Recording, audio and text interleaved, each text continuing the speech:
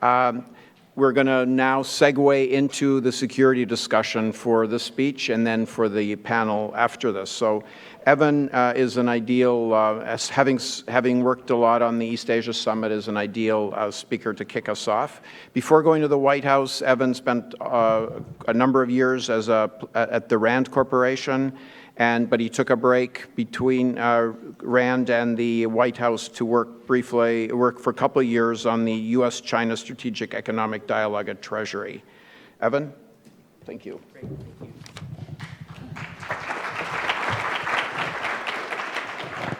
Thanks, everybody. Thanks to Murray and Matt and all my friends at CSIS for inviting me here today. This is actually the first public speech I'm giving since I left government as senior director, so I'm sort of curious to see how it goes and what it's like to have my intellectual freedom back.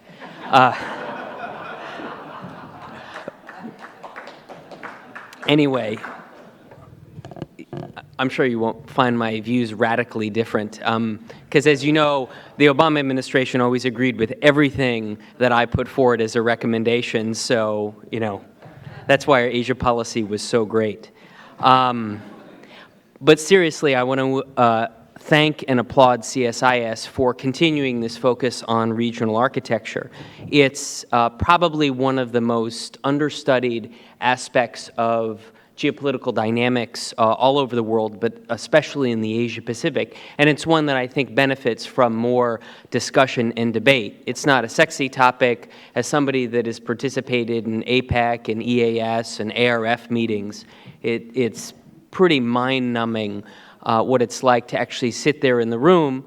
But as Murray and I were reflecting before, if you actually look at the arc of progress over time, especially in an institution like APEC, the progress curve is actually quite substantial. And on balance, these institutions can really make a difference. And I think Mike Froman did a nice job of summing up some of that earlier this morning.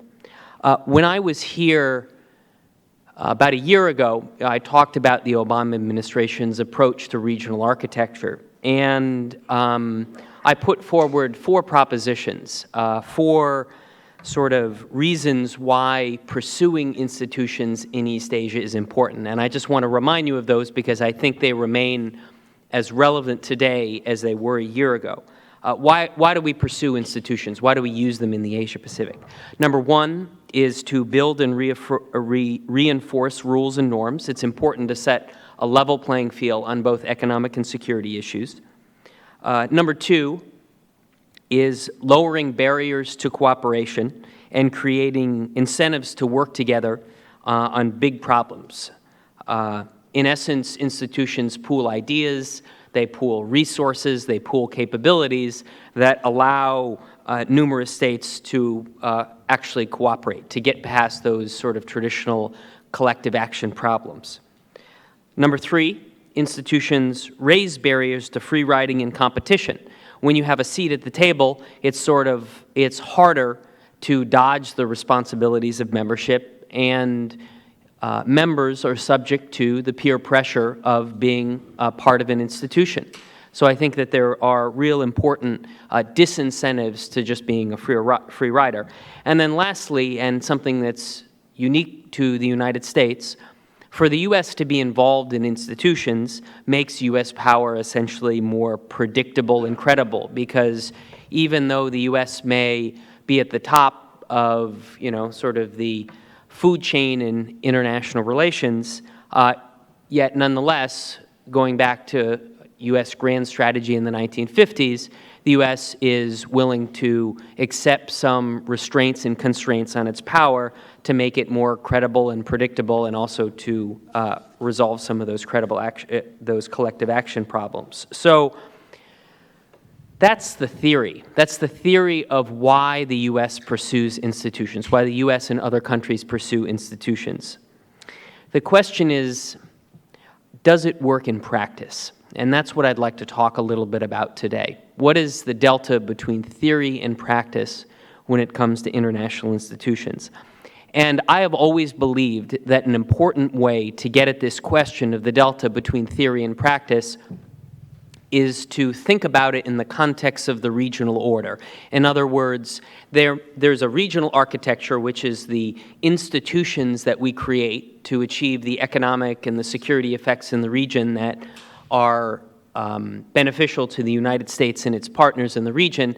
But then there's the regional order.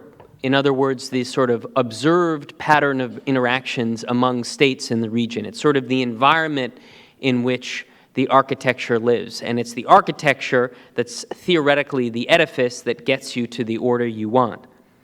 And the reason I bring up order is because I think that the environment in which this institution building process is occurring is facing some real challenges in the Asia Pacific. I left the NSC in early June of this year and took off several months to just sort of, decompress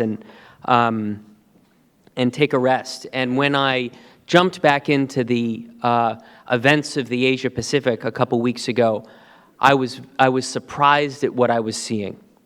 Economically, politically, and on security terms, the risks and the uncertainty facing the region are growing. And I think all of those are going to be very challenging to being successful in the institution building project. And let me talk about those risks and uncertainties today. Economically, the region is flagging in a surprising sort of speed and scope. Start with China. Its economy is slowing, largely by design, well anticipated as an effort to implement third plenum reforms. But now, after the events of this summer, China's response to the collapse of the Shanghai Composite Index and its changing of the renminbi exchange rate mechanism, the government's response has been problematic, which has called into question the ability of the government in Beijing to manage this transition. There are growing debates, especially in the U.S. financial community, about the ability of the leadership and to accomplish this very, very difficult task. And the growing questions of confidence about both Beijing's ability and willingness to pull this off is a new and important dimension of the China economic transition story. Number two, Japan. Can Abe get Abenomics to work? Reflating the Japanese economy is proving exceptionally difficult. Generating domestic demand is not working, and external demand is not a solution, especially as growth in China slows. Look no further than what the S&P did last week. The S&P was the third major bond rating index that downgraded Japan's sovereign debt last week. As I said, it was the third major agency to do this. Japan's sovereign debt risk rating is now below that of Japan and South Korea. That's not a positive development. Look at Southeast Asia. Emerging economies in Southeast Asia, Indonesia, Malaysia, Thailand, the Philippines, they're suffering badly from the trifecta of slowing global trade, the slowdown in growth from China, and the collapse in commodity prices. The growth forecasts for Brunei, Malaysia, Indonesia, Thailand, and the Philippines have all been revised downward by the major investment banks in the last 2 quarters. Currency prices are through the floor, and in some cases, currency prices are below the threshold of the 1997 financial crisis. The silver lining, I don't mean to be Debbie Downer, the silver lining is that Southeast Asia is not on the cusp of a financial crisis. These are economies that have built up quite substantial foreign currency reserves. They have, their debt is largely denominated in local currency. So I think the risks of a financial crisis, a repeat of 97, is unlikely. But nonetheless, their tools to respond to this flagging growth in the sort of environment of substantial economic headwinds is quite limited. Very few tools at their disposal. Because interest rates are so low for all of the emerging markets in Southeast Asia, monetary policy is not really an option. A looser monetary policy is not going to generate the domestic demand necessary. In terms of fiscal policy tools, again, relatively limited. It depends sort of country by country, but that's not going to be a solution to the problems in Southeast Asia. Ultimately, what is needed is structural reforms. structural reforms that promote consumer and domestic demand to replace the fact that there are the substantial drop in external demand. But as you know, the problem with structural reforms is fundamentally that's a political decision. Political leaders have to be willing to make very difficult, controversial decisions that involve taking on vested interest in economies. And look at Indonesia's experience, which is, to date, been very mixed. Which sort of leads me to the second big variable. So economically, major headwinds, unclear where the solutions are going to come from. Politically, in terms of the domestic politics of the region, the situation is not a lot better. I see a lot of uncertainty. First, several regional leaders face very complex domestic political dynamics that are hampering effective policymaking, hampering the kinds of choices that belonging to institutions like APEC would suggest, and that's especially so on economic issues. The countries that come to mind whose leaderships are facing particularly challenging domestic dynamics include Malaysia, Indonesia, and Thailand. Are these leaderships that do they have the domestic political mandate necessary to bring about the structural reforms to generate growth? And for some of them, in particular, they're going to need substantial domestic political support to get into TPP. Brunei and Malaysia come to mind in that context. So several countries in the region face complex domestic political dynamics. Others just simply face domestic political uncertainty because of upcoming elections and transitions. As I'm sure many of you are aware, there is going to be a very major election in Burma this year that I think will have a decisive influence on the future economic and political trajectory of that country. In 2016, there'll be major presidential elections in the Philippines and in Taiwan. There will be major parliamentary elections in South Korea and Mongolia. And in January of next year, there'll be a major party congress in Vietnam. In 2017, there'll be a South Korean presidential election, and of course, the 19th Party Congress in China. So pretty soon, even in those countries where the leaders have a relative degree of domestic political mandate, with upcoming political transitions, these countries will enter into their own election cycles, which will further constrain the ability to make the kind of structural reforms I've talked about. And then on security issues, I think the challenges are fairly well known. There's both traditional and non-traditional ones. In terms of traditional security issues, the one at the top of the list is the South China Sea. I know those issues are very well known to the crowd here. But what has surprised me is the degree to which the scope and the pace of China's land reclamation, the fact that we're now debating the prospect of China building possibly 3 runways on its reclaimed features is worrisome. And the fact that China has reclaimed so much land has raised new and different questions, especially in the minds of American strategists and policymakers, about the nature of this problem. In other words, given the scope and the pace of Chinese land reclamation, the question is now, did China undertake this effort to improve its bargaining position? In other words, it's going to stop at some point and then decide to enter into negotiations, or more worrisome, and this is the new dimension, is China undertaking this effort as part of a strategy to create de facto effective sea control over the 9-dash line. Either one of those choices, either one of those options or scenarios is not particularly comforting, and both hold the prospect of substantially destabilizing Southeast Asia. In terms of non-traditional issues, the 2 most obvious ones that come to mind is counterterrorism and the growing return of radicalized members of ISIL to Muslim countries in Southeast Asia. And the other major non-traditional challenge is natural disasters. Now, that's obvious and well known, but as somebody that lived through the experience of Typhoon Haiyan in the Philippines and the international community's response, it's difficult to overstate the degree of destruction that Super Typhoon Haiyan imposed on the southern Philippines. Luckily, the U.S., Japan, Australia, and other friends and partners in the region had the kind of relationship with the Philippines where we were all able to flow forces there relatively quickly to address that.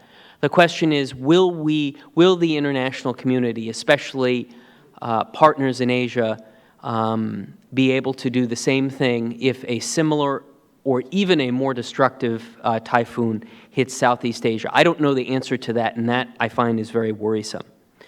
So there are huge economic risks, there's political uncertainty, and the security challenges, while well known, there's no obvious sort of solution or pathway out there, and depending on which scenario you decide is more likely, could actually lead to greater downside risks in the future.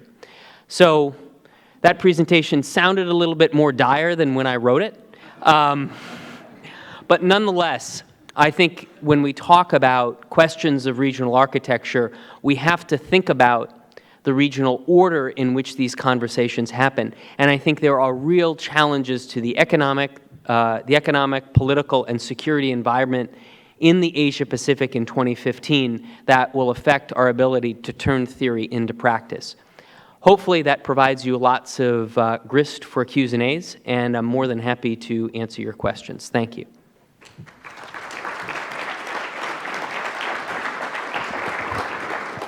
Before opening the floor, I might throw a question at you, Evan. Do you prefer standing? Is that okay? Sure. You were involved several years in the East Asia Summit after the U.S. joined it a couple of years ago. What role do you see?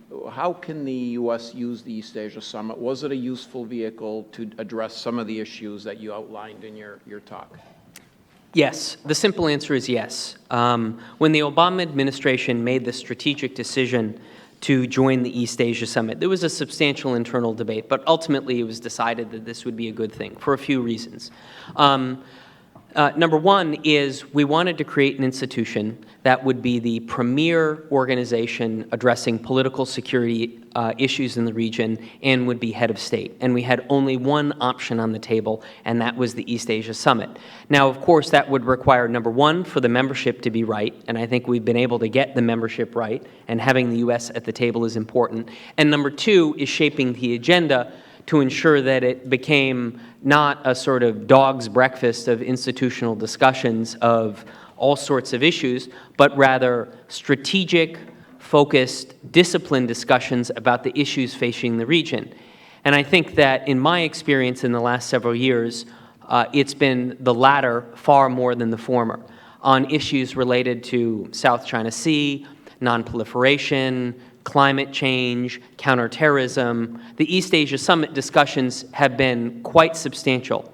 It's difficult to convey to audiences the power and significance when you get all of the leaders of the EAS members around the table together, and then they discuss these major issues. So getting back to my 4 points of the way sort of institutions operate, I think the EAS, to date, has really demonstrated that over its last 10 years, it's evolved substantially. Its membership has grown, but in a way that's made it more credible. Its agenda has narrowed in focus in a way that makes it more credible. And on issues where subjecting members to the discipline of rules and norms, subjecting them to the peer pressure of sitting around a big table with your peers and talking about your position, I think in particular has been useful to ensure that debates over the South China Sea have not fallen off the agenda. I think the real challenge for the East Asia Summit is going forward. It's it's established a good baseline.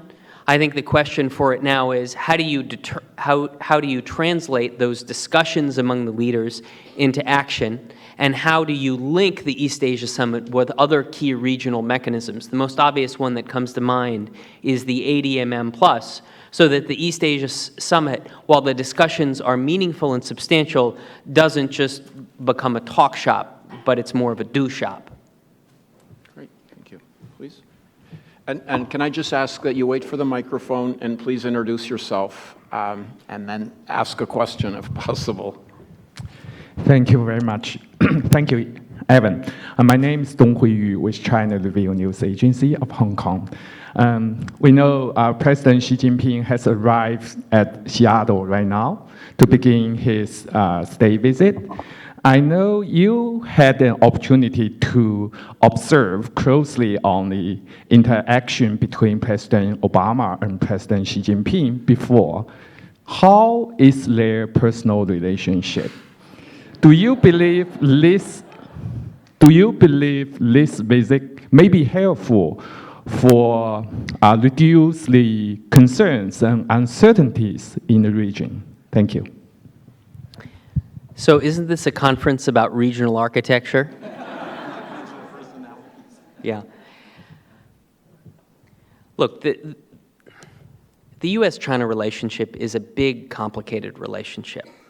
There are elements of cooperation, there are elements of competition, and those cut across both economic and security issues.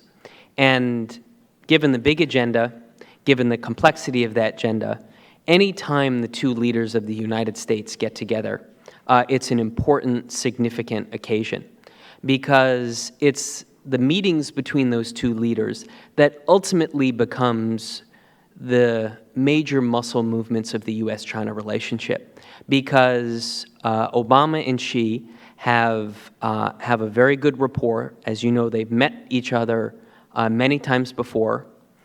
Even when Xi Jinping was vice president, that's when they first met.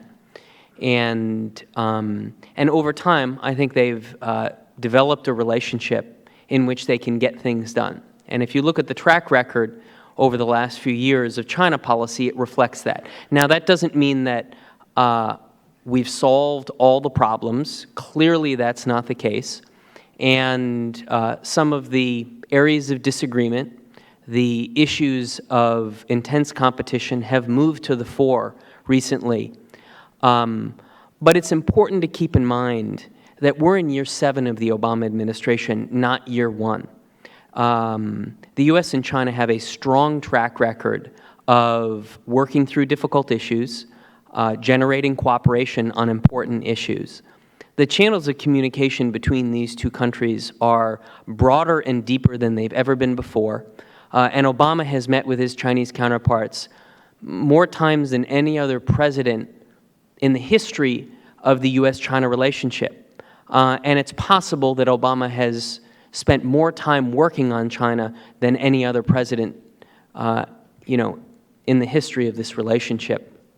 So I'm very confident when those two leaders get in the room together, they're going to have a very constructive discussion as they've had before.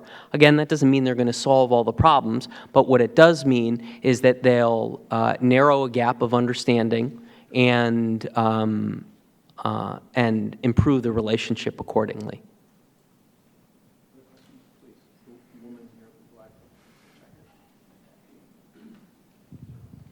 Hi, Rita Chen from Central News Agency, Taiwan. First of all, welcome back. And secondly, that you mentioned about the Taiwan regarding the political uncertainty. I just wonder, from your perspective, is there any possibility that both sides can find a way to compromise for maintaining the status quo? And what kind of the role that U.S. probably will play? Thank you. So 2 easy questions on my first outing as a non-government official.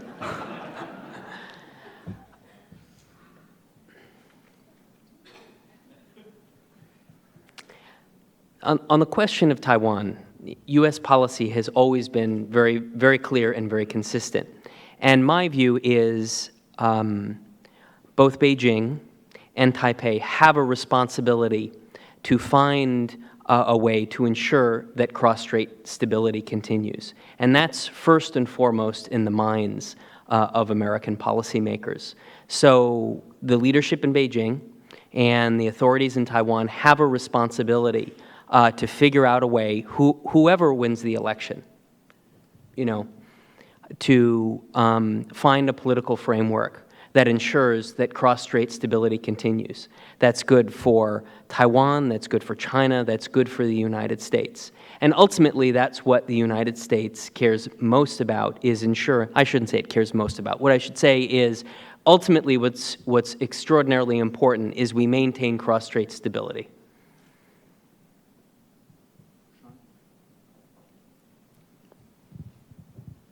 Hi, Evan. Thanks a lot for your remarks. Prashant from The Diplomat magazine. I was wondering if I could make you delve into one of the case studies that you mentioned that were difficult for the United States, which is Malaysia, because I guess in November, Malaysia will sort of intersect with some of these regional architectural conversations we're having when President Obama goes to Kuala Lumpur.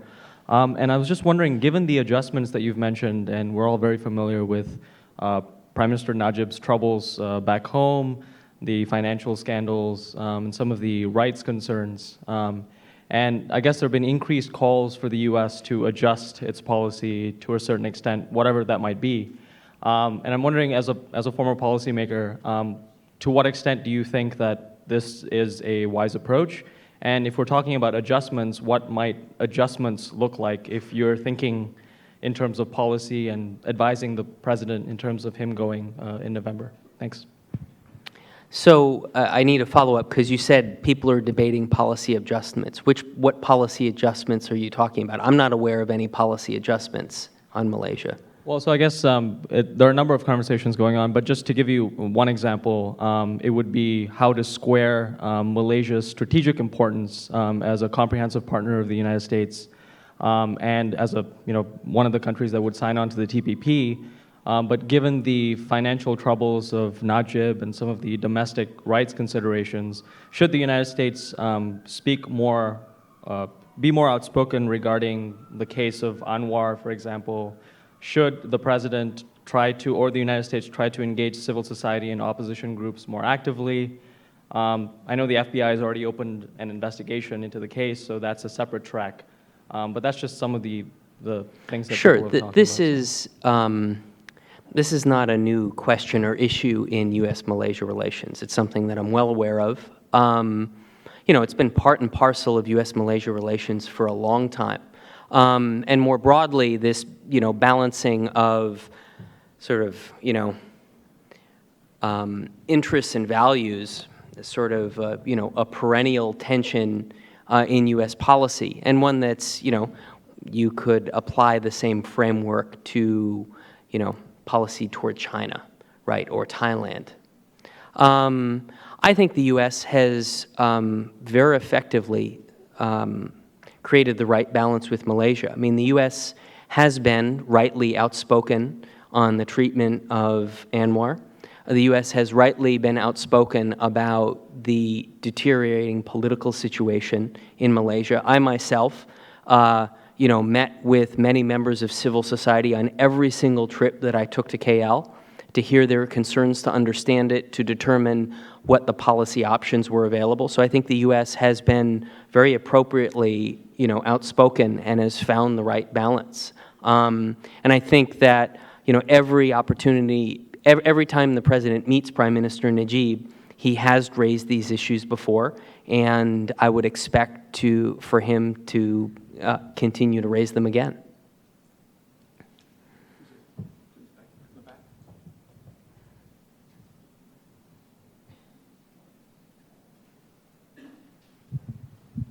Mike Anderson with the Malaysia America Foundation.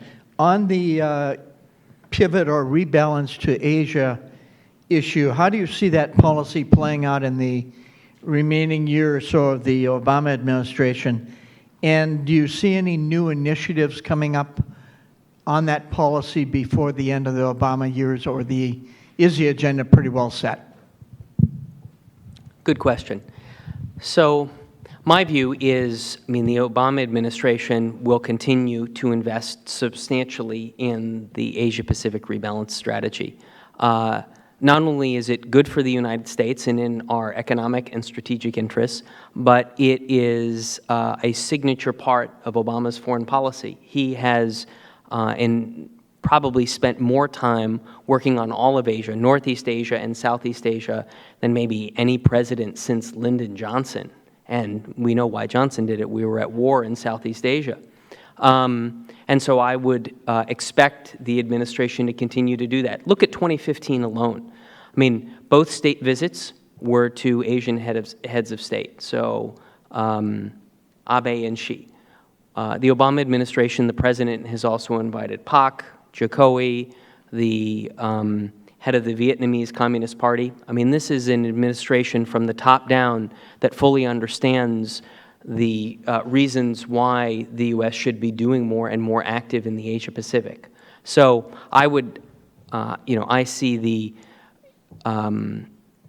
agenda as continuing to grow and accelerate.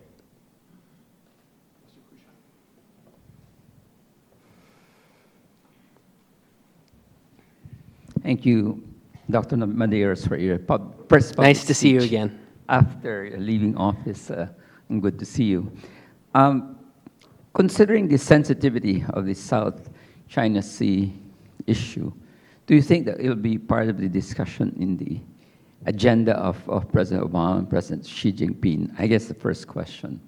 Second is, if you, as you said earlier, if China were successful in attaining complete control of the South China Sea, particularly the territory covered under the 9-dash line, don't you think that that will impact the freedom of navigation, particularly the U.S. Navy, U.S. Air Force, and what would the U.S. then do if, in fact, they succeed in taking complete control and militarizing those facilities? So the first question was, would the South China Sea come up between Obama and Xi? Absolutely, no question. I mean, there wasn't a single meeting that I was in with President Obama and President Xi where the South China Sea didn't come up. The president was very direct and very candid about his concerns. Regarding your second question, I mean, the reason why the U.S. is so concerned about the possibility of de facto sea control or effective sea control as a possibility is precisely for the reason that you mentioned, which it could impinge on freedom of navigation. As my former colleague Danny Russell used to say, freedom of navigation is not a right that one either confers or withdraws depending on the mood of the day. It's just simply a situation that exists. And the U.S. should never put itself in a situation where any country can either grant or take away the freedom of navigation. I mean, one of the most fundamental strategic interests of the United States since it became a seafaring nation is the freedom of navigation.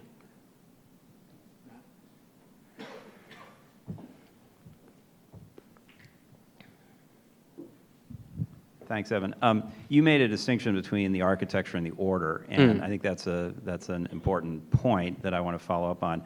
So it feels like China hasn't shown a lot of evidence that it wants to fundamentally challenge the architecture. I mean, even the AIIB feels more like kind of building a new wing on the building as opposed to trying to destroy the building and build something new. On the other hand, on the order side of things, it feels like there's more evidence that China may be trying to create some kind of new order, a more Sino-centric order in the region. I guess my questions are twofold. One, assuming you agree with the premise of the question, is the architecture going to help, given your 4 propositions, which I agree with about the value of these institutions and the architecture, is that enough to kind of influence this debate or this tension? Can it constrain that behavior, assuming, again, that that's something that the U.S. is going to have a concern about, a shift to the order? And I guess the second part is, if there is a plan that you sense China has for a different kind of order, is there a place for the United States in that order? What is the place for the United States in that order? Yeah. On the second question, I don't know. I don't have a crystal ball about what Chinese views of the regional order are. I think there's a series of Chinese preferences which are unlike the preferences of a lot of countries in the region. It just happens to be China's really big, and its toolkit for accomplishing its preferences, freedom from threats, greater room to maneuver, a veto over any decision by another country that would affect China's security or economic interests, that sort of thing. So I think that China has sort of a series of preferences. It's just its ability to accomplish those seem to have grown in recent years. So remind me your first question. Can it? Sure. I mean, but that's yes, I believe architecture can affect order. But I think it's a necessary tool, not a sufficient tool, depending on which country you're talking about and depending on what issue you're talking about. And I think that there are other important features of the architecture of the region that, in some instances, can have a greater effect on order. I'll give you an example. When you're talking about affecting security dynamics in the region, the U.S. alliance system and its sort of corollary security partnerships in the region, especially with high-quality partners like Singapore, I think that that's an important feature of the architecture that affects security dynamics. Whereas on economic issues, I think, relatively speaking, elements of the architecture, TPP being the most obvious example, can actually have a very substantial defining impact on the actual order. But as you know, with TPP, it needs to get done. So we're almost out of time, but we'll have one final question, please, from the gentleman here with the red tie.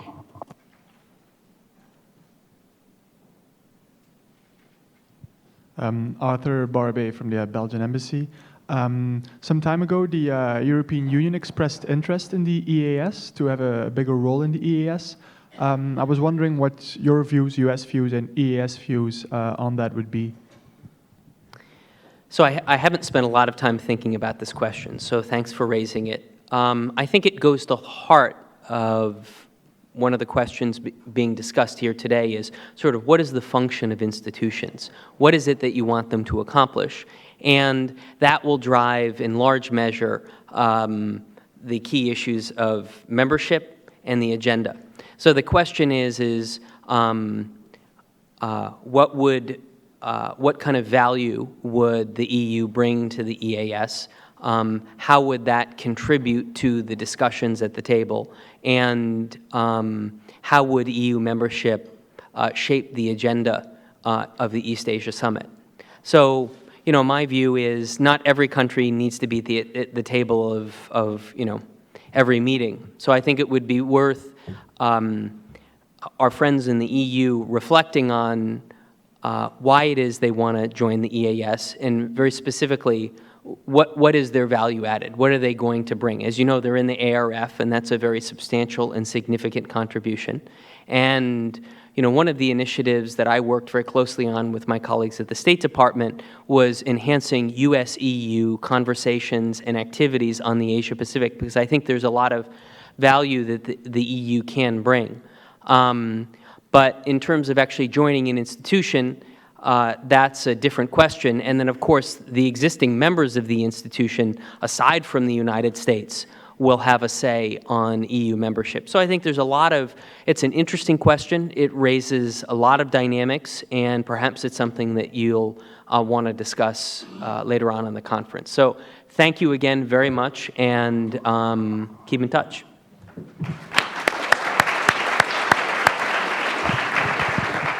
So, Evan, thanks a lot. That was great. You did a great overview of the sort of the challenges facing the architecture, the rationale for why we need it, and not only has it helped us reflect on where we are right now, but also help us get ready for the next panel. So we'd like to thank you.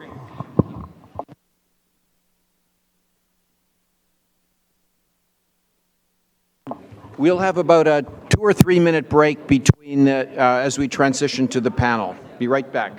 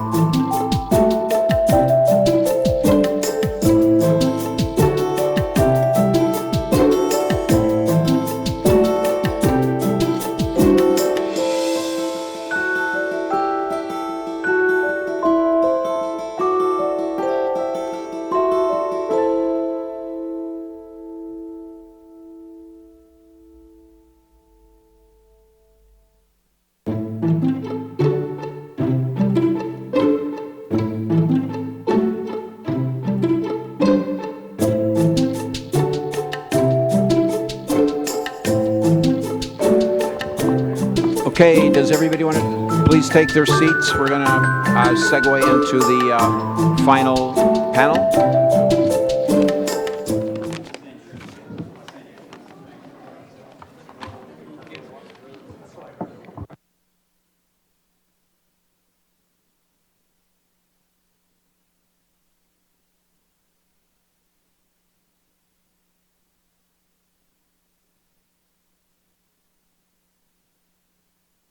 Could people grab their chairs, please? And I guess we'll... Where's your fruit? Well, we'll start and then hope that our coffee collectors out there will get back here. So I have the delight of moderating this next panel that's going to talk about security issues, particularly as they relate to the East Asia Summit that will happen in Malaysia in November. Our first speaker is Ambassador Ashok Mirpuri, who has been the ambassador of Singapore to the United States since the mid-2012.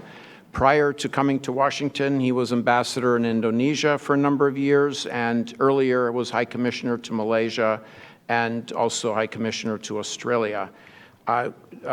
Ambassador Mirpuri is a career diplomat and got his MA from the University of London School of Oriental and African Studies. Ambassador Mirpuri. Thank you. I was actually in Malaysia when the first EAS took place in 2005, so it's been a long history. I just wanted to make a couple of points of how the region views the architecture and the EAS's role in this. And somehow by accident and less by design, ASEAN has ended up being the center of the regional architecture. You've got, in addition to the EAS, you've got the ADMM, the Defense Ministers Meeting, you've got the ASEAN Regional Forum, you've got ASEAN +3, and it was really not something that we designed to come up this way. 20 years ago, as we started the ARF and the architecture became a lot more important, it was small steps that were taken, and each one building on the next. So when you look at it from the outside,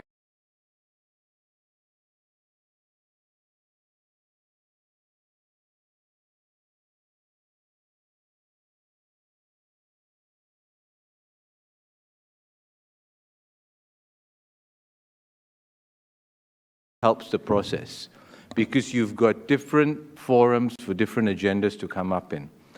The second thing, in terms of ASEAN and this idea of ASEAN centrality, because ASEAN's become the platform to manage many of these issues, is that centrality is becoming harder to manage.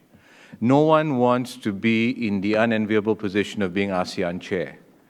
Malaysia is in the chair now, Laos comes next, and those 12 months take up a lot of energy from different foreign ministries, because it's just becoming more and more complex and complicated, not really the way we designed it, the annual changing of the chairs, but that's really, again, the way that the situation has evolved. And what has happened in response to some of the difficulties that ASEAN chairs now face is that other countries rally around. There's a lot more coordination among ASEAN members, particularly the previous chair and the incoming chair, to plan and prepare so that we can anticipate some of the issues, and it doesn't seem so choppy as we look ahead. Because the ASEAN chair, not only does the ASEAN chair have to manage this wider regional architecture, the ASEAN chair also has to manage the ASEAN agenda. We're coming up to the ASEAN Economic Community that comes up later this year, and there are sometimes disputes between ASEAN countries, and then we have emerged as this platform for great powers and regional powers to engage on these issues in the Asia-Pacifics. The third point related to this is that the most complex part of this architecture is US-China relations. And US-China relations has become the fundamental issue that has to be managed not just within ASEAN, but within the Asia-Pacific. President Xi Jinping will be here later this week. It will be an important bilateral visit for the United States, but it will also be watched very carefully around the region. What does this mean for how the region is going to operate as US-China relationships play themselves out? and any fallout or challenges in US-China relationship have a wider implication for the Asia-Pacific region. So some of the key principles that have led ASEAN into this role, and which I think we should really try to manage in going forward as we look at the architecture, including the EAS, is of course this messiness. And I mentioned the messiness earlier, and I think the messiness serves a purpose because, as I said, different aspects of the architecture serve different agendas. And I'm not just talking about economic and political agendas. It's also, if you look at memberships of these groupings, there is a different group of members in the ARF as there are in the EAS. And I think there's certain purposes that these play different roles if you start dividing out who's in the ARF and who's in the EAS. What is important that we continue to do with this architecture is work with the established norms and rules, because these have played a very critical part in bringing us to where we are today, and develop new ones where necessary. I'm sure the South China Sea will come up in our conversation. The Code of Conduct become one of the new norms that we really have to develop in the course of going ahead as we manage this relationships. Another important principle that has been critical for ASEAN's success and what has helped to shape the regional architecture is inclusivity, not keeping anybody out. When someone has a role to play, we try and bring them in. The US was a late partner into the EAS, but that idea of inclusivity and bringing them in, I think, has been an important role. And we also don't want to have any spheres of influence. I think that's how ASEAN really sees the thing. Let me just quickly conclude with some points of what the US should be looking at. My other panelists will also address some of these things. It's really in terms of I think the region appreciates the US role because it has helped to underwrite regional peace and security since the Second World War. It's allowed the region to focus on economic growth and prosperity, and it's also helped us to develop regional cooperation and integration. And we would really like to see this continue. What has to happen is that we really need to strengthen some parts of the architecture. The security architecture seems to be moving forward. There are ideas in terms of getting the EAS to become a lot more active, but we also need to look at new ideas. And one essential idea that you spoke about this morning was obviously the Trans-Pacific Partnership, which has got an economic architecture around it, but we see that as also very important in terms of the overall architecture, keeping the Trans-Pacific Partnership to complement the EAS and other elements of the relationship. And for the US in particular, I think the challenge has been and will be looking at new areas of engagement. I must compliment my colleagues in the State Department and the White House who have been always in participating in the EAS, are a very active and engaged partner. They're not a passive partner, and if you look around the EAS, not every partner is an active partner.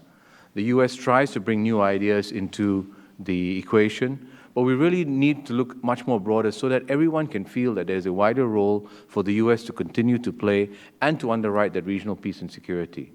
So really, that's where we see the architecture going forward, maintain what we have, reinforce the principles, and keep the US more actively involved. Thank you. Excellent. Thank you, Ambassador Mirpuri. Our next speaker is Lieutenant General Wallace Chip Gregson, who now serves as Senior Advisor to Avocent International. He previously worked in the administration as an Assistant Secretary of Defense for Asia and the Pacific. And something I actually did not know about him is that he was CEO of the U.S. Olympic Committee in 2009, which probably prepares him totally for the sport we have in the East Asia Summit. Earlier, he served as the Commanding General of the Marine Corps Forces in the Pacific. Chip, please, over to you. Thank you, Murray. This is a seminar or a session on the security issues, and the East Asia Summit certainly has a wide range of security issues that could fill their agenda that would benefit from multilateral cooperation and all those things that an institution brings that Evan spoke so eloquently about. Pandemic disease is one: Ebola, MERS, avian influenza, the continued march of Islamist extremists through and about Asia, weapons proliferation, uncertain governmental transitions in the region, Myanmar, Thailand, to name two. Japan's new defense legislation to include their ability to export military articles and what effect that'll have on security. Migrant flows and human trafficking. Europe gets all the attention now, but as we well know, Asia's got its share of migrant and refugee movements. The coming Taiwan elections and what the dynamic across the straits might do to alter cross-strait stability. Environmental hazards. The Philippine ambassador spoke about Typhoon Yolanda Haiyan. We also get tsunamis, volcanoes, all these other things in Asia, and definitely, and ASEAN has been working on this. This is definitely an area where it's an all-hands effort in cooperation to mitigate the results of these uncontrollable disasters. And then there's the man-made effects on the environment. For example, the upstream nations placing dams on major river systems like the Irrawaddy, the Brahmaputra, the Mekong, and others that, if not done well, threaten to fundamentally alter the lifestyles of the downstream nations. And paramilitary activities in support of territorial acquisition, which brings us to the most urgent problem, which is the future of the South China Sea and the future of the rules-based system that built the post-World War II success of Asia. In 2010, stories emerged in the media saying that Beijing had referred to the South China Sea as a, quote, core interest. Suddenly, senior PRC diplomats were dispatched to deny that story, one even tracking down Assistant Secretary of State Campbell in Vanuatu to say that that story was not true. Chinese officials have now clarified that ambiguity by declaring their indisputable sovereignty to the entire South China Sea and their creation of supporting capabilities. The Philippines, Vietnam, Malaysia, Brunei, and Taiwan all have claims to territory in the South China Sea and to exclusive economic zones there. The Philippines has a case pending at the UN concerning UNCLOS. The Philippines is contending that the 9-dotted line claimed by China is invalid because it violates the UNCLOS agreements about exclusive economic zones and territorial seas. It says that because most of the features in the South China Sea, such as most of the Spratly Islands, cannot sustain life, that they cannot be given their own continental shelf as defined in the convention. China, as we know, refuses to participate in this arbitration. They claim that the Philippines has no legal grounds on the filing of the case, and they accused the Philippines of violating the non-legally binding 2002 Declaration of the Conduct of Parties in the South China Sea. China issued a position paper in 2014 arguing that the dispute was not covered by the convention because it was ultimately a matter of sovereignty, not exploitation rights. Vietnam, for their part, on December 11, 2014, Vietnam filed an intervention to the case, which makes 3 statements. 1, that Vietnam supports the filing of this case by the Philippines. 2, that it, too, rejects China's 9-dash line. And 3, that it asks the court to take note of Vietnam's claims on certain islands as the paracels. Most recently, Senior Colonel Geng Yansheng, a Ministry of Defense spokesman, told reporters last Friday that China has indisputable sovereignty of the South China Sea, and China has sufficient historical and legal backing to that claim. In 2014, CSIS commenced their Asia Maritime Transparency Initiative. This effort uses multiple sources to shed full sunshine and light on activities by claimant nations in the South China Sea. Land reclamation through dredging operations and runways to support all manner of aircraft and harbors for shipping have been created. Media awareness of these activities influence policy. Secretary of Defense called for an immediate and lasting halt to China's territorial expansion in the South China Sea at the most recent Shangri-La dialogue, to no evident effect thus far. OSD states otherwise that China has been using its Coast Guard in a steady progression of small, incremental steps to increase its effective control over the disputed areas and to avoid escalation to military conflict. At stake are the maritime resources in the South China Sea, seabed minerals and fisheries, and indisputable sovereignty stakes a claim to absolute control over these resources. China's past practice with paramilitary forces, namely the Coast Guard, maritime police, maritime surveillance agencies, and fishery police agencies can be expected to continue. Maritime militia, made up of civilian mariners and demobilized soldiers operating within the PLA chain of command, can operate from these reclaimed features and enforce or deny access to minerals and resources without resort to use of military forces, save for convenient placement over the horizon. The U.S., for its part, I submit, has to make clear that China's actions leave us with no choice but to reinforce our alliance capabilities. First, a distributed Allied presence along the littoral and throughout the seas. Second, a realization that military forces are essential but not sufficient. Third, rapid enhancement of the Coast Guard's and maritime police capabilities of allies and friends. And fourth, a full court press on fisheries and minerals control, allocation, management through the EAS and other available fora. Thank you. Thanks, Chip. Our next speaker is Dr. Michael Green, who's the Senior Vice President for Asia and the Japan Chair here at CSIS. In addition, he's an Associate Professor at Georgetown University. Prior to these jobs, Mike was the Senior Director for Asia in the National Security Council. He's also held positions at the Council on Foreign Relations, taught at Johns Hopkins SAIS. But the real reason we invite him up here every year for these performances is because he's a great Highland bagpiper. With that, Michael, over to you. That's the first time you told me that I would have worn my kilt. Sorry.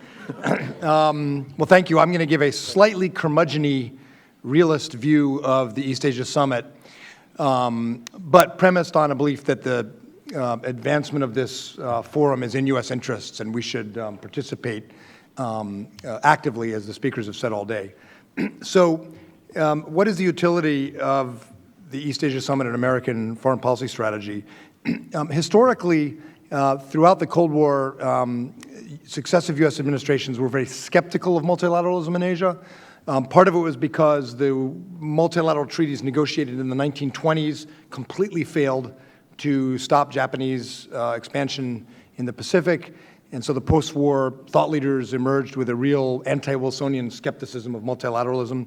Part of it was because we were better off with bilateral hubs and spokes with our allies, and because our opponents were the advocates of multilateralism.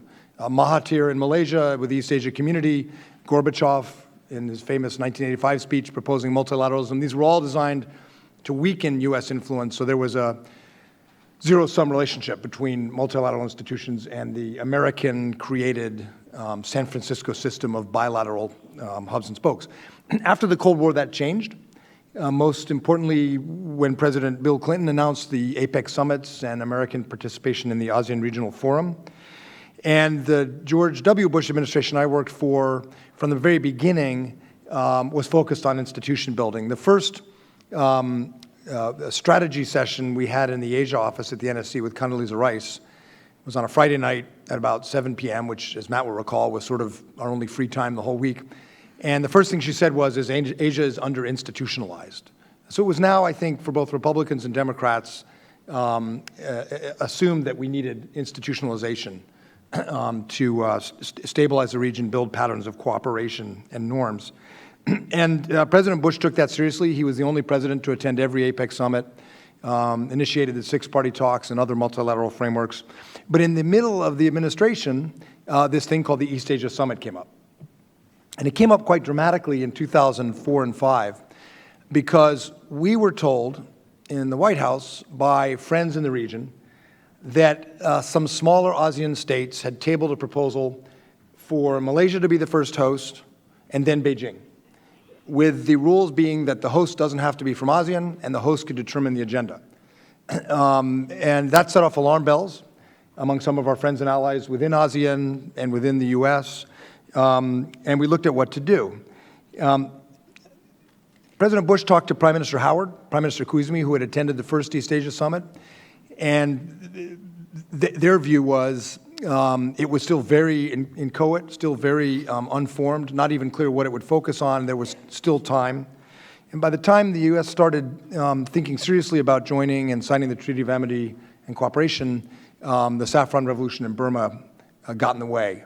The Obama administration came in and had a similar debate, and I understand it was quite a close debate about whether or not to join the East Asia Summit because of the impact on APEC, which historically is the preferred American trans-Pacific forum for economic cooperation. But in the end, the president decided to join the East Asia Summit. Matt Goodman and others, Evan Medeiros, deserve a lot of credit for making the case. I think it was an easier case, frankly, in 2010-11 for a number of reasons. First, the Indonesian hosts took care of one fundamental problem for an American president, which is 2 trips to Asia. It's a very long trip and a very busy presidential calendar. So Indonesia and others helped to combine the dates on the calendar, so it was possible to do APEC and EAS. Very, very important. It also mattered that the views within ASEAN of the United States and China had shifted profoundly in 2009, 10, and 11 because of all the things Chip talked about, because of the South China Sea problems, East China Sea. So the administration joined, and it was a good thing. And I think part of the logic of joining that ultimately carried the day was that the East Asia Summit had become not the institution that would solve regional security problems. It had become the arena where these problems were being debated most intensely. And the United States would pay a price in terms of influence if we weren't there by 2009, 10, 11, which was not the case 5, 7, 8 years earlier, but was very much the case by then. And Secretary Clinton and President Obama pressed that case and had some success in helping to use ASEAN centrality to set some norms that the ambassador mentioned, or at least discussing the norms the ambassador mentioned around eventually getting a code of conduct in the South China Sea. And it's evocative in a way of the financial crisis. In 1997-98, the American government paid a big influence cost because of our ultimately right in economic terms, but geopolitically costly pressure after the financial crisis. And the result was a burgeoning of multilateral meetings and forums that didn't include us. Well, now China's paying a price because of its heavy-handed approach to the South China Sea, and the East Asia Summit is one area where that is unfolding as regional states try to establish some norms and to some extent stick together to negotiate with Beijing some eventual code of conduct.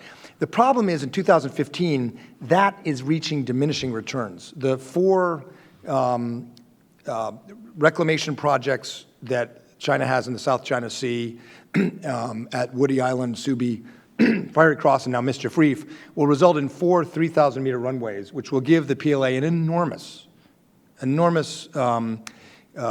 dominance over smaller regional states, and will seriously complicate the security of the United States and Japan, which I can talk about more. I know it's very popular in some quarters to say these are no problem, we could take them out. It is a serious challenge and demonstrates that our assumption that China's reputation was important enough that Beijing would not do this, it demonstrated that assumption was wrong. And I think that bears on the utility and credibility of the East Asia Summit in an important way. What about going forward? Well, we need to make the East Asia Summit work, but what can it do? What are the expectations? By way of background, we did in 2008 and 9 surveys of strategic elites in Asia from CSIS, and we asked, do you support an East Asia community? This is online, you can find these numbers and reports. Well over 80% in the region said we support the building of an East Asia community, of some kind of institutional framework, very robust, including in the US. Then we asked a bunch of what we called ghostbuster questions. Who are you going to call? So we said, if there's a financial crisis, if there's a proliferation crisis, if there's a territorial dispute, and we had a long list, who are you going to call? And nobody said the East Asia Summit or the ARF or even the Chiang Mai Initiative. Who they were going to call? If they were allies, they were going to call the Pacific Command. Or if they were facing a world health crisis or financial crisis, they were going to call the WHO or the IMF or the UN or global institutions. So the actual utility of these institutions within Asia for problem solving, I think, is questioned even among, big supporters of them within the region. And then last year, we asked another series of questions, about 3,000 elites, and we got about 2,000 elites. We got about 600 answers, which is pretty good for an internet survey among elites. And we asked, first of all, we found greater skepticism about the future of multilateral institutions in Asia. We asked why, on a scale of 1 to 10, what are the obstacles that are slowing down institution building? So the first answer, with 7.9 on average across the region, was territorial issues. The second answer, with 7.6 on a scale of 1 to 10, 10 being big obstacle, 7.6 was historical issues. And then the third answer, 7.2, was uncertainty about China's intentions. So all of these cast a shadow over the utility of an institution like the East Asia Summit. That doesn't mean we should give up on it, but to me, it says the following, and then I'll conclude. To me, it says the East Asia Summit's greatest utility is as a leaders' forum. And I think there's general consensus among governments, but not complete. And there isn't consensus among scholars. Many scholars around the region want to institutionalize this and make it like the UN. I think that would be a huge mistake. The greatest utility is to debureaucratize the whole system and let the leaders have not set-piece speeches, but a real dialogue. The agenda item for 2015 in Malaysia, energy, education, finance, health, environment, and ASEAN connectivity. For every one of those items, you could name another institution in Asia or another global institution that's better positioned to advance those issues. The utility is to reach some broad consensus among leaders on what the meaning of those issues is and what the norms should be in a more atmospheric way. So I think that's where we should head with this. I was asked by Murray to talk about process, and that would be my answer. Free the leaders up. And there's one more reason which Matt or others who've been in the White House can tell you. The worst thing, if you're the Asia guy, to do to an American president is send him halfway around the world and make him sit through his jet lag to 5 set-piece speeches drafted by bureaucrats. A, it's a good way to get fired or be put on the Antarctica account. B, you're not going to get the president to go back. So particularly for Americans, this is really important. And then the second process thing that's important is we will have an eclectic set of institutional arrangements and forums in Asia, precisely because the power imbalances, the value systems, the threat assessments, the economic development levels are different. We're not going to rationalize or tame any one of these institutions to be problem-solving institutions. It's going to be a herding cats. It's going to be a series of these. So in the United States, and with key allies and partners like Singapore, we need to decide what are the outcomes we want collectively. And we can forum shop a little bit. And for the U.S., a lot of the agenda will start with the G7. It'll move to the G20. It will be developed in tight trilateral or bilateral discussions with key allies and partners. And we need a process among friends and allies where we decide, what's good for APEC, what's right for EAS. How do we forum shop to move forward issues that we think are important and not get too wedded in institutionalizing any one of these forums? Great. Thanks a lot, Michael. I don't know, Ambassador Murpuri, do you want to respond to some of what Mike said? I think you might have sounded like you had slightly different views. I cannot disagree with Mike, but there was one point that came up, and we can talk about some of the other things later, is that this idea that the president can only do one trip to Asia a year. And that's always been a strong hurdle in terms of getting the president engaged.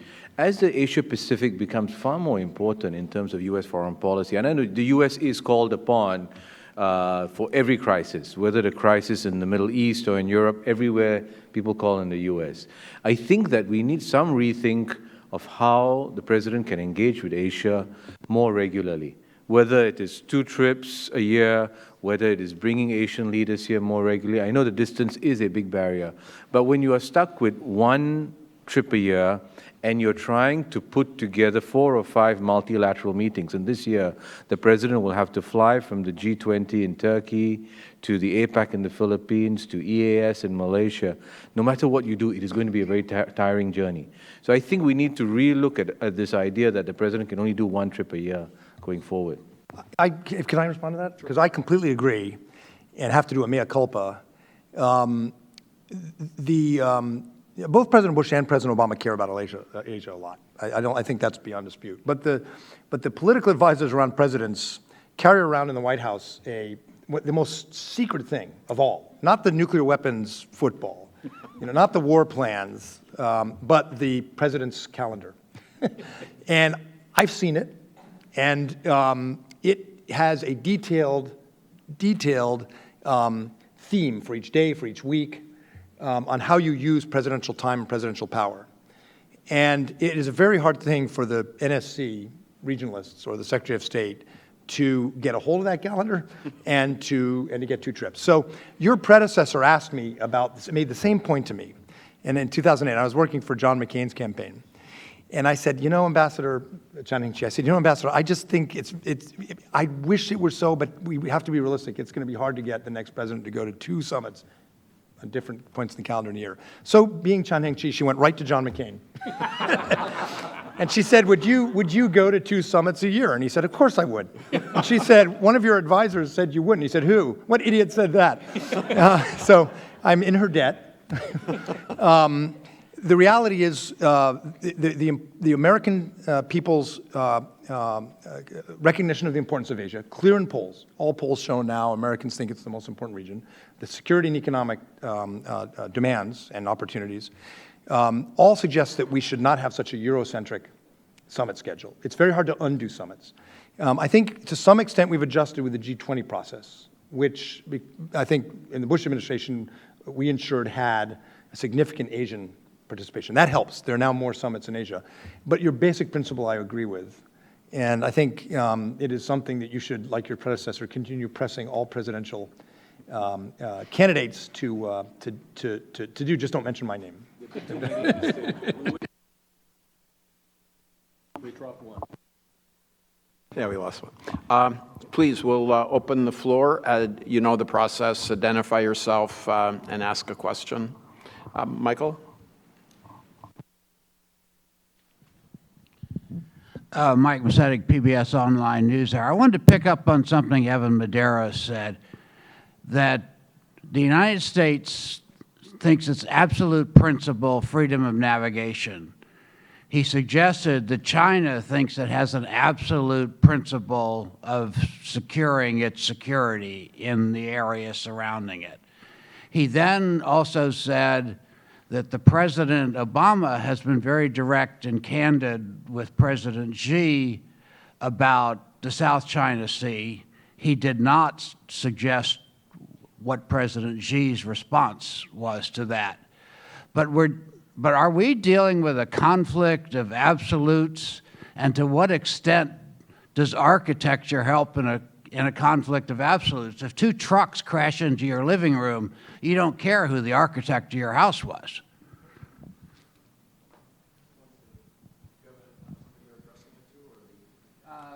Yeah, whoever wants to take that up. I'd like to also.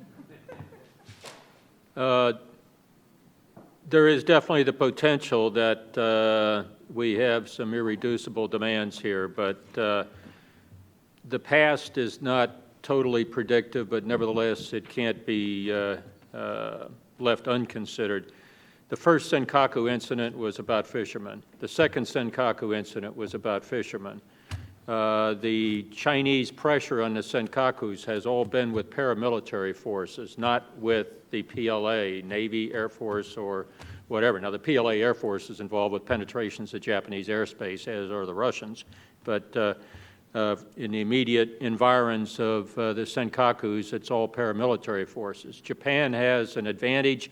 They've got about 400 Coast Guard vessels, which, when you think what we have, that's a really impressive number. So they've been able to maintain a degree of control over this. We don't have the same situation in the South China Sea. You've got Vietnam and the Philippines that don't have anywhere near that type of maritime auxiliary capability to be able to handle Chinese maritime auxiliaries of many different stripes, not to mention the vast number of fishing boats that they have. So there's probably, in a sense, freedom of navigation is talking about us being able to sail warships through the South China Sea, and that may not be as directly challenged as are the interests of our allies and friends in the South China Sea. If China is able to exert something like undisputed sovereignty over the South China Sea, to me that means that they can control who's fishing where, who's drilling where, who's mining where, and other folks in the audience here from the Philippines and Vietnam can talk more expertly than I can about the amount of dependence they have on the ocean for the protein they consume, but I got to believe it's very high. And this is where we start to get into something that's tremendously difficult for the U.S. government to handle, because this is indirect, if you will, non-military pressure on nations that border the South China Sea, particularly the two with the very long coastline, Vietnam and the Philippines. And we are not particularly well equipped to handle it, and neither is Vietnam or the Philippines. And this is a matter that I think requires some urgent attention so that we can solve the issues at a lower level, ensuring access for all to the resources of the South China Sea, and avoid getting into a binary win-lose thing on movement through the South China Sea. I agree with all that and add that if China goes ahead with militarizing these islands, in our satellite imagery and analysis at CSIS, we have concluded, and I think Admiral Harry Harris testified on Thursday, that these are islands that are militarized in the sense that they will have 3,000-meter runways capable of taking everything in the Pale Air Force and the infrastructure to support militarization. Whether they go to deploying certain weapon systems and so forth, I think is less well known, but in a way doesn't matter, because that's the easy part once the installations are set up. This presents an enormous challenge for any of the regional powers within Southeast Asia, basically an overwhelming challenge in terms of sea and air control. Half of the world's container traffic goes through those waters, over $5 trillion in goods a year. People argue, well, Beijing wouldn't obstruct freedom of navigation because they also depend on trade. But if you have the kind of control over the waters that could result from this, you can select which ships get to trade. It's not such a benign thing. And then people argue, well, the U.S. is so strong. What are these little islands? We'd take them out. Yeah, probably in a fighting war we would. But in the lead up to the fighting, in what's called phase one of a crisis, we would have to take a very stressed force, Air Force, Navy, Marines, and dedicate a good portion of it to taking care of that problem if there was a crisis in the first island chain, so that these militarized airfields did not become an avenue of approach against our bases and our allies from the south. And in the end, are they easy targets? Yes, but you can't ignore them in the deployment of forces, and it would stress and take resources away and stress out our force. So it has warfighting significance as well. The architecture we're talking about, EAS, is not going to solve this problem. And China is not going to stop because we ask them nicely. I think this, and nor is this an immediate crisis. This is a 5-10-year problem. And I think the answer for the U.S. is in the architecture we have in alliances, and strengthening our cooperation with allies to restore some equilibrium. But the East Asia Summit and regional architecture can be very helpful because, for example, we want to avoid accidents now that we're going to have so many more planes and ships likely operating in this area. We have negotiated some bilateral agreements. New ones will be announced when Xi Jinping comes for sea and air, but none of the other countries in the region have, including Japan, some of Japan. So, you know, if not the EAS, then the ARF, Asian Regional Forum, or the ADMM+, or the Shangri-La Dialogue. That's why I talk about forum shopping. We can use these existing forums to start socializing the region, to also asking for confidence-building measures and so forth with China, and to start setting some norms of behavior. But this will be on the margins and will not actually solve the core problem in itself, but will be important and ought to be an active part of our diplomacy. Thank you. Well, since we're giving advice to presidential candidates, I think that all presidential candidates should commit to ratify the UNCLOS, because that will be a starting point in many ways. It gives you, the Navy follows it, but it gives you that moral voice in terms of what you need to do. But dealing with this issue, it's the whole issue of freedom of navigation and overflight has become very critical. But I think we should remind ourselves of geography. The US is very fortunate to have two large oceans by its side and a long distance to go before any military can threaten you. China looks at it very differently. If you look at Chinese geography, both their land borders and then their sea borders, there's a lot more concern. So how do we establish norms that can reassure them in some ways that they will not, that their security will not going to be threatened, while making sure that things like freedom of navigation or overflight are protected? For a country like Singapore, which is a trading country, we have no claims in the South China Sea. The key principle of resolving these disputes through international law is very important, and ensuring that freedom of navigation retains. Then working through frameworks like the Code of Conduct. And as Mike says, it's going to be a long time before you get some of these things done. But you really have to start, and we cannot afford to wait 5, 6, 7 years. It's getting people into certain habits that these are the right ways to behave, and getting them whether to sign on to formal legal agreements or some sort of norms that they follow through will be critical. I think we cannot afford to sit back and wait while reclamation takes place, whether it's the Chinese or some of the other ASEAN countries doing these activities. There have been various ideas that have been put on the table. None of them have taken off, and we really need to see how can we press these forward. Two quick responses to the ambassador's comments. Number one, no argument on ratifying UNCLOS.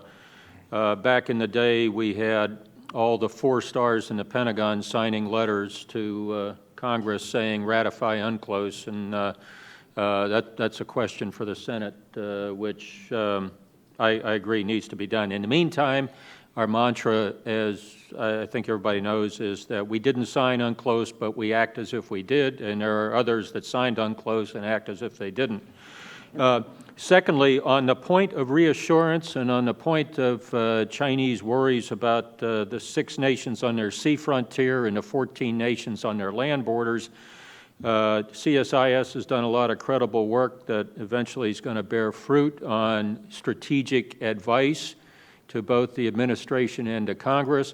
One of the most powerful things is we need a declared strategy that openly and publicly and repeatedly, frequently, and to every one of the forums in Asia declares that we have no territorial ambitions. We keep military forces in Asia to defend the territory, the interest, and the lives of our allies and friends, period, full stop. And stop the loose talk in the defense publications and from some of the defense contractors and from people in uniform about attacking critical assets inside China.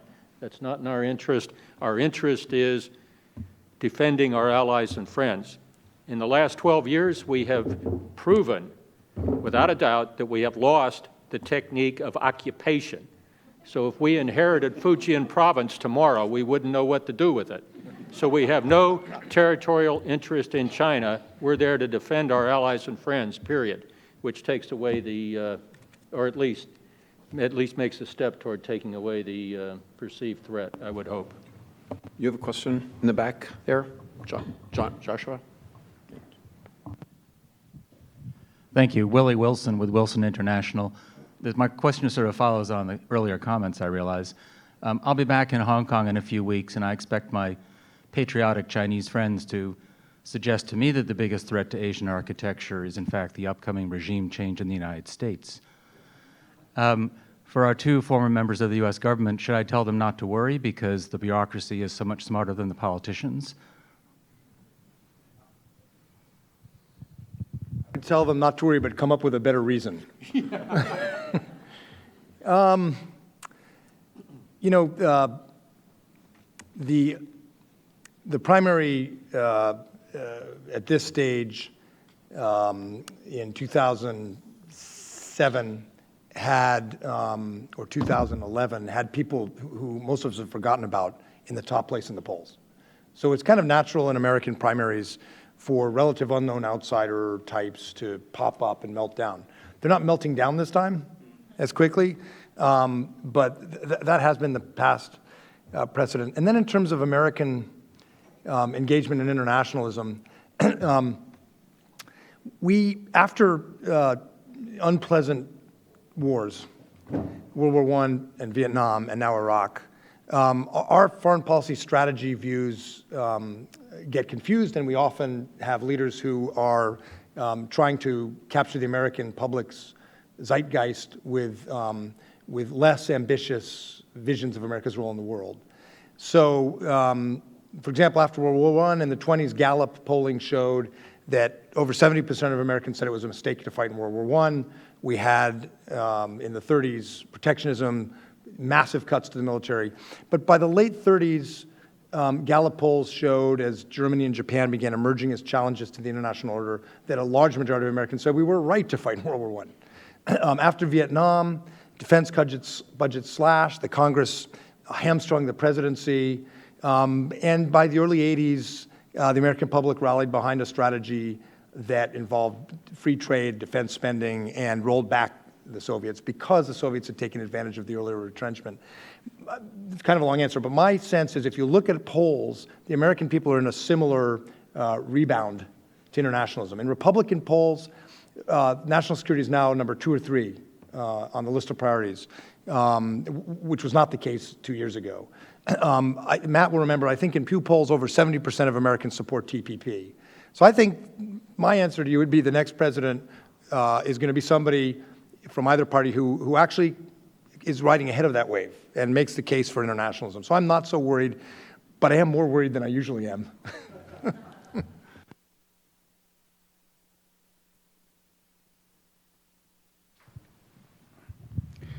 Thank you. I'm Tom Reckford with the Foreign Policy Discussion Group. I'd like to raise a different kind of problem related to the regional architecture, namely the different attitude of the current Indonesian government to participation in key parts of what ASEAN is doing and EAS and other groups.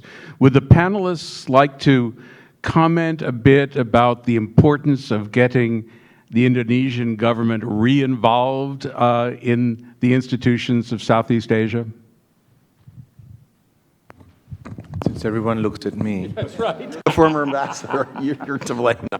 Well, the Indonesian foreign minister is here in town, and I think she's been reassuring everybody that Indonesia does have a regional role to play.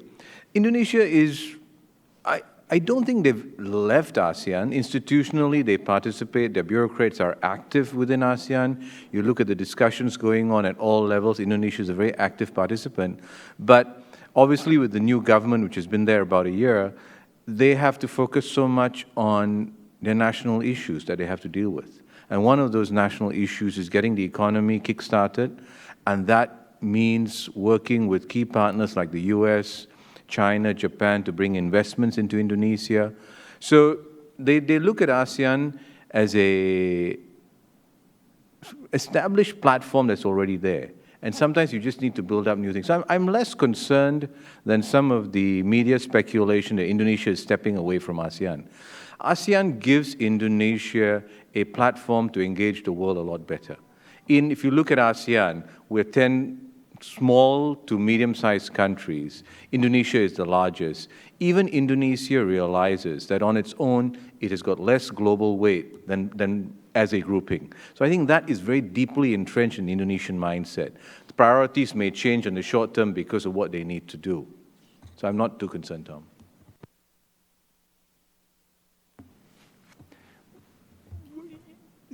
I think there is something the U.S. can do, and I think Ernie, Bauer, and Murray are working on this here at CSIS, and that is we don't have a sustained strategic dialogue with Indonesia that goes beyond just the government. So we have it with the American-Australia Leadership Dialogue.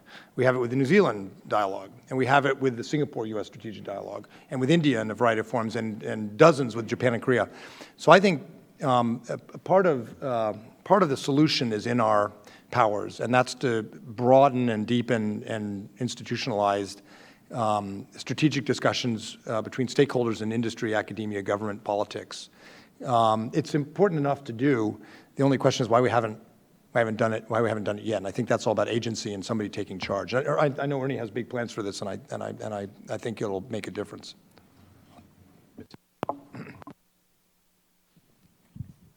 Good afternoon. I'm Mitzi Picard of U.S. Filipinos for Good Governance, formerly of Asia Society. I have a question for General Gregson. Nobody has mentioned EDCA, the Enhanced Defense Cooperation Agreement between the U.S. and the Philippines. It's up before the Supreme Court.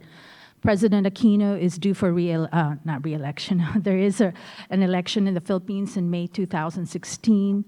What if EDCA is not even heard, does not go before the Supreme Court, or is not even passed? What are the ramifications for U.S.-Philippine relations? And for the pivot to Asia, is this signaling that the U.S. is weak in that part of the world? And what about ramifications for ASEAN countries as well, or ASEAN area, if EDCA is not passed? Thank you.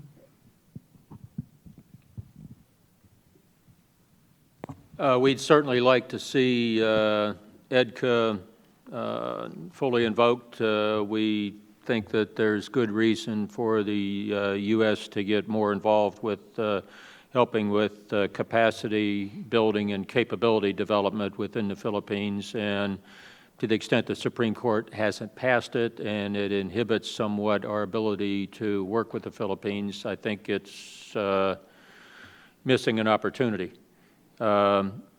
Beyond the military forces, like I tried to indicate in my remarks, we need to, I submit, work hard on the maritime paramilitary, if you will, the ability to meet the challenges in the South China Sea without having to involve military force, which raises it to a level that we might want to avoid. So developing of coast guards, developing of maritime, in the jargon, maritime domain awareness, enabling Philippine authorities to see what's actually operating to seaward, the development of the ability to respond to fishing boats in distress, that type of thing, without escalating to the military, I think is where we need to go. And the second part of your question was about ASEAN.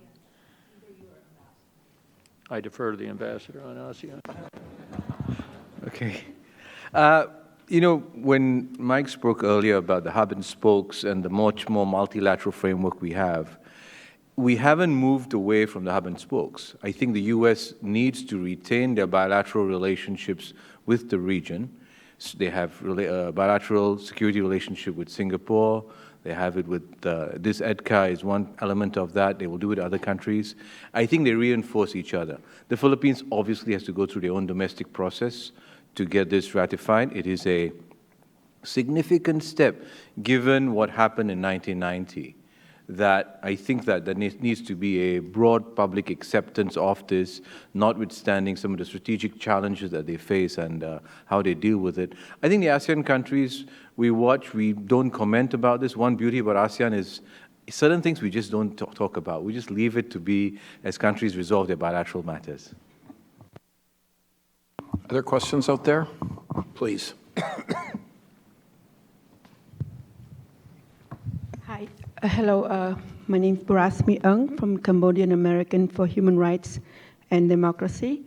My question is to both, actually, General Gregson and Dr. Michael Green. With territorial dispute impacting not only the freedom of navigation, but also like oil exploration and awarding of contracts for exploration. Is there, and with the border dispute not only involving China, Vietnam, and the Philippines, but also another very lesser known border dispute like with Cambodia and Laos, and Indonesia and all that with China. Is there a way maybe that we can solve this with an international conference like you're doing in the Middle East or something like that?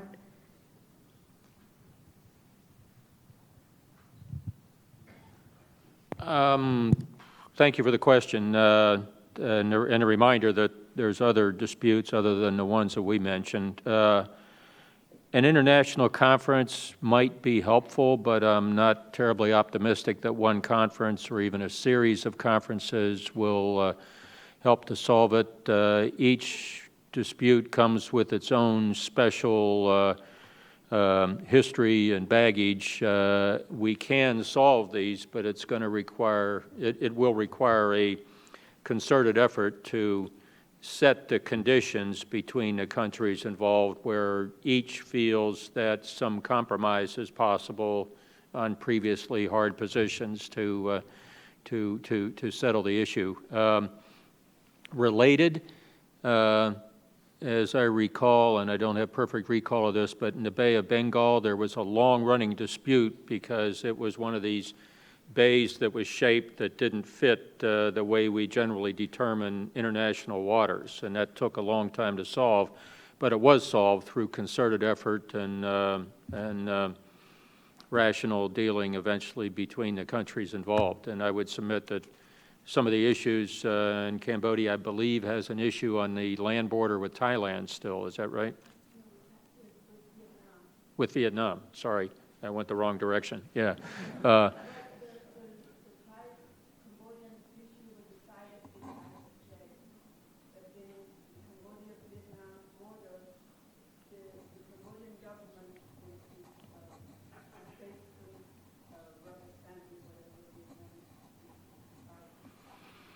And I wouldn't presume to provide advice on the specifics on how to solve that, but this is going to require more effort than just a single conference. I think it's going to require some time.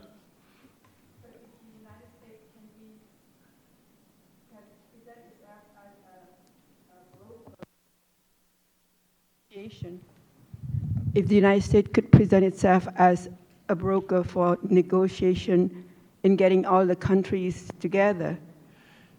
The word broker is loaded.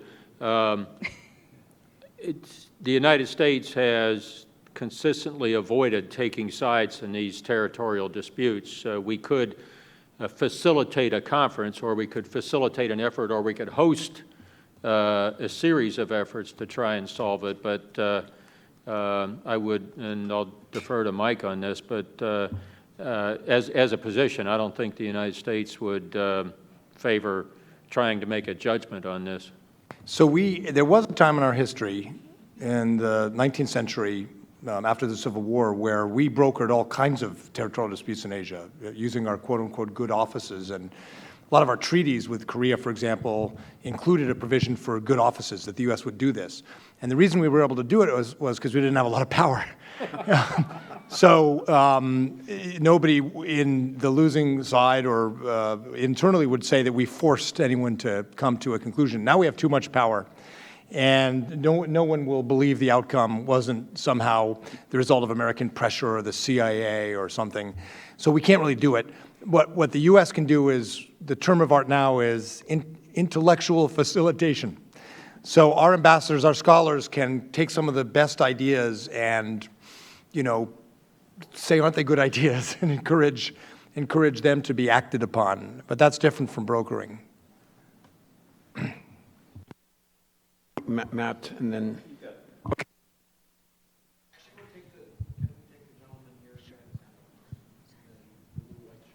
Thank you. Ken Meyercord, World Docs. Why do we give ourselves credit for protecting freedom of navigation in the Western Pacific when in other oceanic areas there has been no threat to freedom of navigation and we have a negligible presence, for instance, the coast off South America?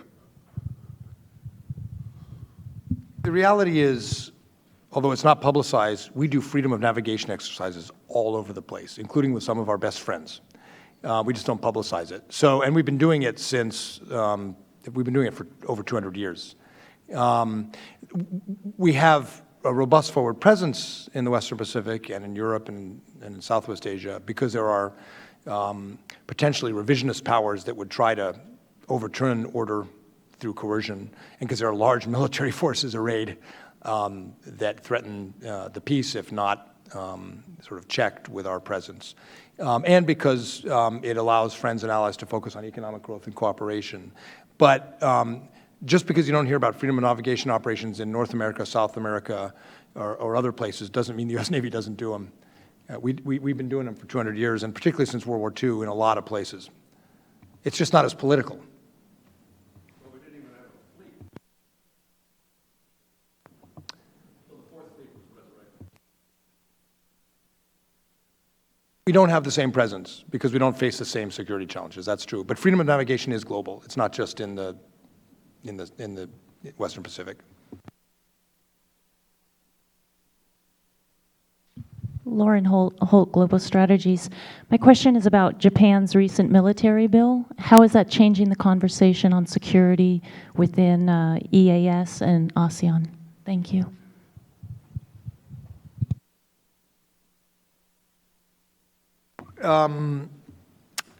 The new security bill that has passed is based on new U.S.-Japan bilateral defense guidelines and the Japanese government's decision to broaden what is allowed under interpretations of the Constitution with respect to what's called collective self-defense. And so what it mostly boils down to is this new legislation will allow Japan to do more with us and more with Australia. It doesn't really change in any significant way what Japan can do on its own.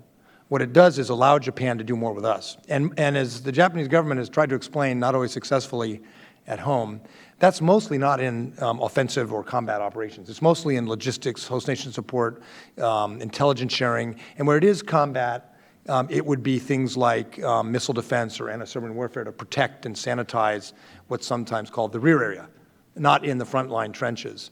The Abe administration has done a great job on the strategy, a B minus C plus on the politics at home. This has created, I think, they found, the LDP found in their constituencies that people said, darn it, do something about this. Everyone's pushing us around. Our security situation's worse. The self-defense forces are the most respected institution in Japan in polling consistently. And I think the government party, the LDP and the coalition, thought they had a lot more political running room, when in fact they're talking about the Constitution and Article 9 and pacifism. And that really touched a raw nerve that caused some political backlash, but I think they've overcome it. In the region, I think for the U.S., this is all good. In the region, I think that there are sensitivities with Korea that are pretty obvious, but the Korean national security establishment recognizes that Japan's ability to secure that rear area in a Korean contingency is indispensable for their own security and for the ability of U.S. forces Korea to defend the South. China has a historical reason and a realpolitik reason to not want Japan to be more effective and to not want the U.S.-Japan alliance to be more effective. So it's not surprising that there's Chinese criticism. And the rest of Asia, I mean, Australia's been strongly supportive. The Australian forces will benefit from this. Philippines and others, India have been quite supportive. 96% of ASEANs last year, as this was being debated and moved forward, said they like and trust Japan. So I think that's the effect. And in the East Asia Summit, I don't know, Ambassador, or in ASEAN, I think Singapore has, within ASEAN, perhaps the most painful memories of the war. And it's not to say all of ASEAN is the same, but I don't think it'll come up in the East Asia Summit necessarily. I don't think so. And I think that much of the commentary on this has really been in Northeast Asia rather than Southeast Asia, the reactions to these things. And in Southeast Asia, the position taken has been that, yes, we've gone through a very painful period historically, but we've got to look ahead in terms of our relationships with Japan. And that's an important part of, and these are things that the Japanese need to do domestically. And once you start looking at the elements of the bill, they really relate to what the Japanese can do with some of their key allies. And I think that there is understanding in Southeast Asia of how this fits in. But as Mike pointed out, Northeast Asia has a slightly different reaction to these things. Just to pile onto this with a little bit, Prime Minister Abe, when he was here, used an example in talking to the Americans about collective self-defense. He postulated an American ship conducting ballistic missile defense that comes under attack some other way, and the Japanese forces should be able to come to the aid of the American ship. Well, in practical terms, we need to be able to talk to each other in data terms and military terms, and thus far, that's been seen as, prior to the passage of this legislation, that was seen as something stepping too close to collective self-defense, which was prohibited. Now the door is open where we can create the capabilities for our forces to operate together, our forces, U.S. and Japan, to operate together with instantaneous, seamless coordination, as Prime Minister Abe said. Secondly, extending from that example, if we believe that an undoubted ability to prevail is essential to deterrence, then we need to extend this interoperability across air, land, and sea, and across U.S. and Japanese forces. And there's a lot of work that needs to be done there, both in the mechanical connectivity, the technical connectivity, and in the robust bilateral training so that we know how to do this. Last point, also in the legislation, or related to the legislation, the previous change to the laws in Japan that prohibited the export of military articles. Now the defense sector in Japan, which is not like ours, it's usually 5, maybe 8% of a major corporation, scattered around between Mitsubishi, Kawasaki, Hitachi, and all these. The defense sector in Japan is now allowed to export military articles to other countries. Vietnam and the Philippines can benefit greatly from this in very basic items and are already doing that. And the headliner element, of course, is the Japanese attempt to sell Soyuz submarines to Australia. So this will be changing the nature of things out there. From the U.S. point of view, we think this is all for the better. Other nations will make their own decisions.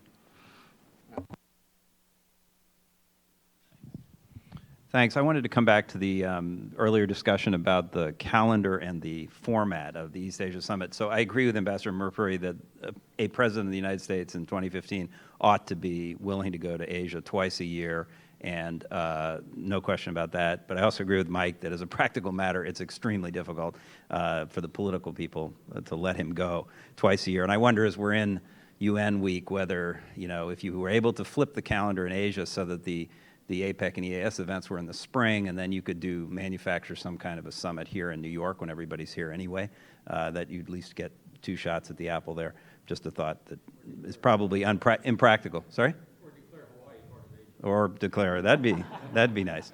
But on the format question, again, I agree with Mike that the real value of the EAS is as a leaders forum, and that's what's unique about it, certainly in the political and security sphere in the region. So all these other forums are great, but that's the one place where you get all the leaders around the table. And I was at that first meeting that President Obama was at in Bali in 2011. It was a very powerful, fairly unscripted conversation about security norms, and quite powerful. But I also think to make sort of progress on these issues in concrete terms, which others have talked about, elements of, you need to sort of hook this political guidance down to some of these other forums. And it's awkward, again, because like all this architecture, it's messy. But at least if you took, say, the 80mm plus, which is the footprint of which is the same as the EAS, and you could find ways to direct that group, have the leaders discuss things, and then leave it to that group to actually try to do things like practical marine domain awareness exercises, or whatever it is that's the specific thing that helps take forward some of these actual improvements in the conditions on the ground or the water. So I just wonder whether sounds like that makes sense, or is that difficult to try to link, make the EAS somehow an umbrella political guidance sort of group that then has these various other pieces of the architecture below it that do the nitty-gritty. Thank you. They are linked in some way, both the calendar and the format. But first, getting the 80mm to put up inputs to the EAS has always been a bit challenging. Not every military necessarily responds to a civilian infrastructure that feeds into the EAS process. The PLA is an element of the party. The PAVN in Vietnam is an element of the party. They are not part of government structure. So there's a little bit of challenges in that. And I think the 80mm has got its own utility. But when you speak of calendar and format, in a sense, they are linked. Because the format, and we all agree that a leader's open dialogue is useful and helpful. You know, our leaders do it well. But not every leader is really that comfortable doing it. So you need to build up the habits of conversation, the habits of consultation. You can only do that through more periodic meetings. Because in Asia, symbolism is very important. I can just imagine the next president says, I'm going to make 2 trips a year to Asia. That symbolism becomes important, then becomes that habit of meeting regularly. Because when the president does 2 trips, the president can then have more engagements bilaterally with Asian partners, as well as in multilateral forum. Then when you put them all in an EAS format, or whichever format you want to have, because they've gotten into a habit of speaking much more of the text, I think then you will strengthen it. So I really see the 2 of them linked. The more frequently they meet, I think the easier the conversations will become. Be careful what you wish for a little bit, Ambassador, though, because no American government is capable of doing a presidential trip without deliverables. And deliverables come out of somebody's hide, and the American bureaucracy doesn't want it to come out of our hide. I say that tongue-in-cheek in a way, but I think we all agree, because we care about the region, 2 trips would be good. It would force the U.S. government as a whole, not just the East Asia or Asia assistant secretaries and senior directors, but the whole government to focus. I'm going to sound like a real Sherpa minion, but I agree with what Ambassador Rapuri said, and I don't think that any of the major powers are going to agree to have East Asia Summit meetings direct. I think what you'll see is, if it goes well, the East Asia Summit welcomes or applauds, and it echoes instead of directing. And that would be, I think, that would be useful. You start building up a pattern, and then the Chinese premier or president doesn't want to keep going to the meetings and keep hearing this drumbeat. They're going to want to come up with their own narrative and so forth. So I think incrementally, in terms of socializing leaders, getting leaders to come and not just read speeches, but actually think about the issues so they aren't embarrassed, I think it's useful, but it will not be a kind of line diagram kind of thing, I suspect. Yeah. Great. I think that was an excellent discussion. Brought up a lot of key issues and a lot of food for thought going forward. I'd like you please to join me in thanking Ambassador Rapuri, Chip Gregson, and Mike Green for their great ideas. Thank you.